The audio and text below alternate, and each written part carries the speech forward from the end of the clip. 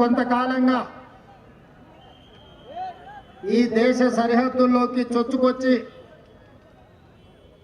భారతీయ పౌరులను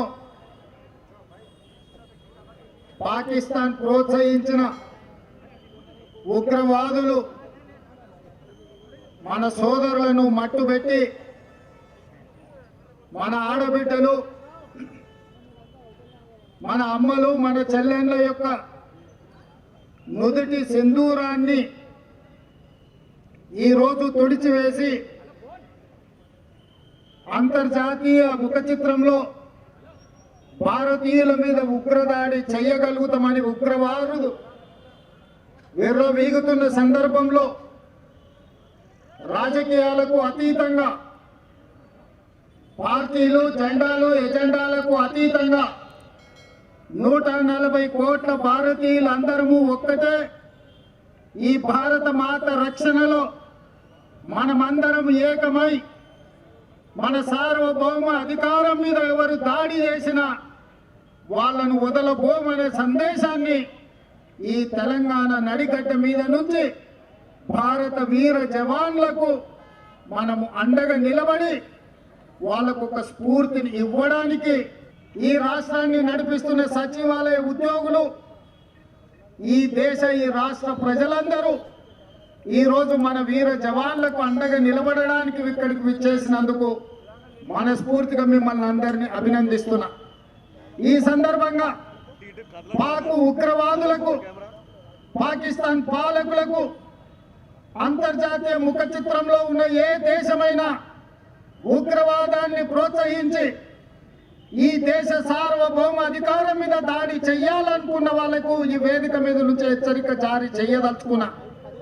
మా దేశ సార్వభౌమ అధికారం వైపు కన్నెత్తి చూసినా ఈ భూమి మీద మీకు నూకలు చెల్లినట్టే, ఈ భూమి మీద మీరు నివసించడానికి మీరు అర్హత కోల్పోయినట్టే అని చెప్పి నేను ఈ వేదిక మీద నుంచి హెచ్చరిక జారీ చేయదలుచుకున్నా. ఎన్నికలు వచ్చినప్పుడు రాజకీయాలు ఉండొచ్చు, ఎన్నికల సందర్భంగా భిన్న సిద్ధాంతాలు ఉండొచ్చు. మా నాయకుడు మల్లికార్జున్ ఖర్గే గారు, ప్రధాన ప్రతిపక్ష నాయకుడు రాహుల్ గాంధీ గారు ఈ దేశ ప్రధానమంత్రిని కలిసి సంపూర్ణంగా మేము అండగా నిలబడతాం, ఉగ్రవాదుల యొక్క పీచ మణిచివేయండి అని చెప్పి మద్దతు ఇచ్చారు. ఇది భారతీయుల యొక్క స్ఫూర్తి. ఆనాడు బ్రిటిష్ వాళ్ళ నుంచి శాంతి ద్వారానే యుద్ధం గెలిచి ఈ దేశానికే కాదు పాకిస్తాన్ కూడా ఈరోజు స్వతంత్రం వచ్చిందంటే, స్వేచ్ఛ వాయువులు పీల్చుకుంటున్నారంటే అమరుడైన మహాత్మా గాంధీ శాంతియుత పోరాటం వల్లనే భారతదేశానికే కాదు ఈరోజు స్వేచ్ఛను అనుభవిస్తున్న పాకిస్తాన్ కూడా స్వతంత్రం ఇప్పించింది అమరుడైన మహాత్మా గాంధీ. ఆ మహాత్మా గాంధీ శాంతి సిద్ధాంతాన్ని పులికి పుచ్చుకున్న భారతీయులు 140 కోట్ల మంది ప్రపంచంలో శాంతిని కోరుకుంటూ, శాంతిని నెలకొల్పుతూ అభివృద్ధి పదం వైపు ఈ దేశాన్ని నడిపించే ప్రపంచ దేశాలలోనే ఒక గొప్ప దేశంగా, ఒక గొప్ప స్ఫూర్తినిచ్చే దేశంగా నిలబెట్టాలని మేము అనుకుంటున్నాం.